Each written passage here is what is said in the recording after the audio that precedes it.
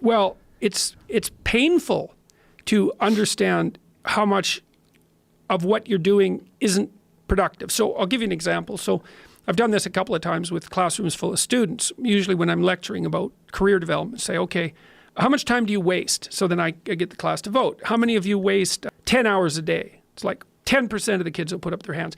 And it's interesting because I don't define what constitutes waste. I just ask the question. So they're diagnosing themselves, right? I'm not saying you're wasting 10 hours a day.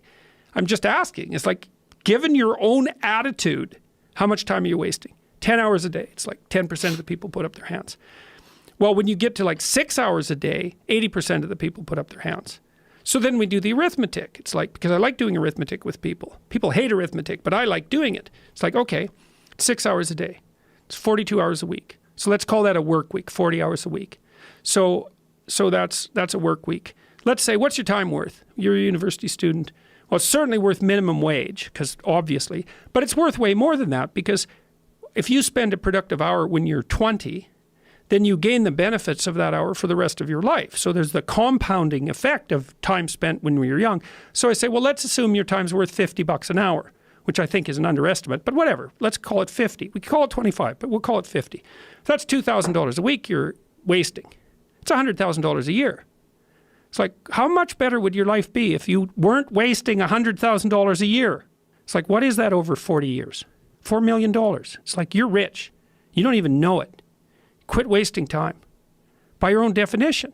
It's like people shake their heads like, oh, I never thought about it that way. It's like, yeah, think about it that way. Don't waste your damn life. And then you think, well, why would people be resistant to that message? It's like, well, you really want to wake up and figure out that you're wasting half your life? And you know, when people do that kind of wasting, they actually hate it. You know, and I've had lots of people come to my clinical practice who were chronic procrastinators. You know, and so they're watching YouTube videos, say, but not ones that are good for them, although sometimes they will do that, but just browsing in that kind of mindless way that you do when you're not paying attention and you're trying to kill time. And people doing that, they feel bad, they get depressed, they feel anxious, they can't get away from it, they feel kind of quasi-addicted. That's what they're saying about social media now. It's a huge issue with young kids. Absolutely, but there's this feeling of kind of internal rot and corruption that goes along with it. It's like, yeah, well, you're wasting your life. It's like, so it's painful. It's painful to recognize that. Then it's painful to think, oh my God, look how undisciplined I am. I don't know anything. I can't use a schedule. I can't stick to a calendar. I don't have any aims. I don't know anything about the world, right? And maybe there's a part of me that's bitter because I haven't got everything already. And I'd just like to say, to hell with it. That's the recognition of the Jungian shadow. It's like, that's what makes you vicious and untrustworthy. All of that. No one wants to look at that. And no bloody wonder.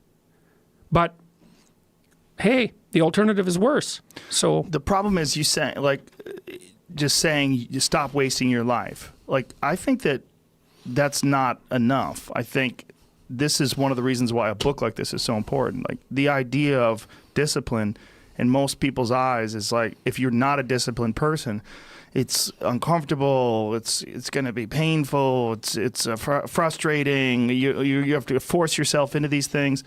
It's a muscle. It's a muscle that has to be developed. And these patterns have to be developed in your own mindset. Incrementally. Yes. Yeah. Well, so you're right. Just telling people not to waste their lives is not enough. And this is another reason why I've so much enjoyed being a clinical psychologist, because clinical psychologists don't stick with high-level abstractions. Especially the behaviors, they're really practical. It's like, okay, you want to get your act together. It's like, well, how about if, let's say you're not studying well, and so we do a real analysis of how much you're studying. You say, well, I go to the library 4 hours a day. It's like, yeah, okay. How much time do you actually study in the library? Well, you know, I waste time. I have to travel there. I look at my phone. It's like, okay, well, how much? 15 minutes? Half an hour? How much is real studying? Well, maybe we figure out it's 15 minutes. Say, okay, so what you're going to do for 1 week is you're going to study for half an hour. That's all. You don't get to go to the library for 4 hours. You have to sit down. We'll figure out a time, 10 o'clock in the morning, whatever. We'll put it in your schedule. Try to study for half an hour, no more. And then just come back and let's have a conversation about how well that worked. And people will come back and they say, well, you know, I managed it 4 days. And one day I went over and one day I couldn't do it at all. It's like, okay, that's better. Instead of 75 minutes of studying, you know, 15 minutes a day for 7 days. What is that? 15, 70. 105 minutes, you've managed about 210 minutes. So you've already produced an improvement of 50% in your bumbling, horrible way. You got a 50% improvement in 1 week. It's like, that's deadly. It's like, so in the future authoring program, what we ask people to do is, well, think about your life along 6 dimensions. What do you want for your, so the goal is this, you're going to take care of yourself. You're going to have a life in 3 years that justifies its suffering. That's the goal. So you can invent the damn life, but you have to think what you would be satisfied with so you wouldn't be all bitter and resentful. It's like, okay, what do you want from your family? What do you want from your friends? How are you going to educate yourself? What do you want for your career? How are you going to use your time outside of work? How are you going to handle drugs and alcohol and other temptations like that? How are you going to keep yourself mentally and physically healthy? And these are open questions. Like, you get to answer them. The idea is you can have whatever you want, but you have to figure out what it is. It has to be realistic, and you have to figure out what it is. It's okay. So now develop a vision. What's your life going to be like in 3 to 5 years? So you write it down. Then we do something else, which is, okay, your bad habits and your resentment and your bitterness and all of that, your procrastination gets completely out of hand, and you auger down, and you're in your own personal version of hell in 3 to 5 years. What does that look like?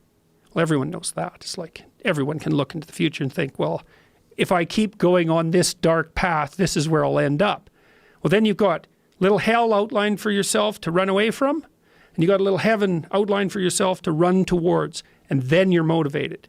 Because sometimes, you know, you're just hopeful. I would like a good thing to happen. It's like, yeah, but, you know, I'd like to drink half a bottle of whiskey tonight too. It's like, so which is it going to be? Well, just being hopeful about the future might not be enough. But then you think, oh, I see. Like, there's that little hell thing